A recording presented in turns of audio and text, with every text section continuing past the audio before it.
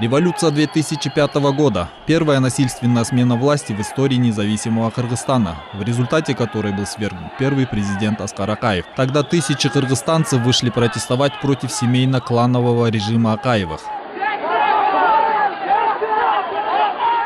Поводом для митингов стали результаты парламентских выборов, которые были признаны международными наблюдателями сфальсифицированными. Провластная партия Алга-Кыргызстан тогда набрала наибольшее количество голосов. В итоге, спустя 15 лет правления, Аскар Акаев вместе с семьей бежал в Россию. События 24 марта сопровождались погромами и мародерством по всему Бишкеку. Демонстранты выносили из Белого дома все, что попадало им под руки. А грабежи в Бишкеке продолжались всю ночь с 24 на 25 марта. Преступники ограбили и сожгли десятки магазинов, торговых центров и интернет-клубов.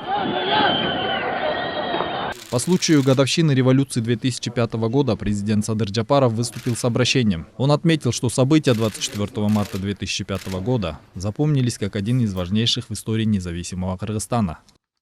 Уважаемые кыргызстанцы, сегодня день мартовской народной революции. События 24 марта 2005 года запомнились как одни из важнейших в истории независимого Кыргызстана. В тот день наши граждане, недовольные властью, прибыли в Бишкек со всей страны и вместе с жителями столицы потребовали аннулирования результатов парламентских выборов и отставки президента. Возмущение кыргызского народа в этот день было обусловлено рядом негативных явлений, в частности, установлением несправедливой власти, беззакония и семейного правления, ставившим личные интересы выше государственных. Кыргызский народ всегда был волевым, мужественным и нетерпимым к несправедливости. Какие только события не пережила наша страна за 30 лет независимости, но несмотря на политические потрясения и пандемию коронавируса, а также тяжелые потери и экономические трудности, наш народ сохранил свою приверженность политической свободе и демократии.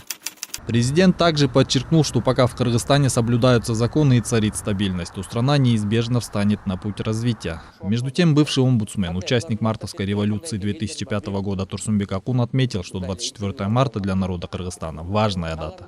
Он также заявил, что 16 лет назад на площади Алато собрался простой народ, выступавший против семейно-кланового правления. 24 марта 2005 года в Кыргызстане произошли народные волнения, в результате которых Аскар Акаев, занимавший пост президента 15 лет, был вынужден покинуть страну. Он не посчитался с народом и вмешал в политику свою жену, сына и дочь, закрывал глаза на коррупцию. Тот день помню в деталях. С точки зрения причин это была революция, но исходя из результатов, таковой ее назвать невозможно. Ее можно назвать нереализованной революцией, но мартовские события стали большим уроком, и действующая власть должна извлечь уроки из тех событий, отмечает гражданский активист Руслан Ахматбек. За эти 16 лет в экономике страны произошли изменения, но незначительные. Единственное, можно подчеркнуть тот факт, что с того момента активизировался гражданский сектор. Свобода слова стала доступным, и это народ почувствовал. Государственная система осталась на таком же уровне, какой была 16 лет назад. Стоит отметить, 24 марта в Кыргызстане с 2008 года считался нерабочим красным днем. Однако не у всех кыргызстанцев было единое мнение насчет этих событий. Некоторые называли 24 марта днем мародеров. В 2012 году Жогорку Кеңеш исключил 24 марта из перечня нерабочих праздничных дней. Азамат Кенжешев, Алтынбек Саакиев, Нью ТВ.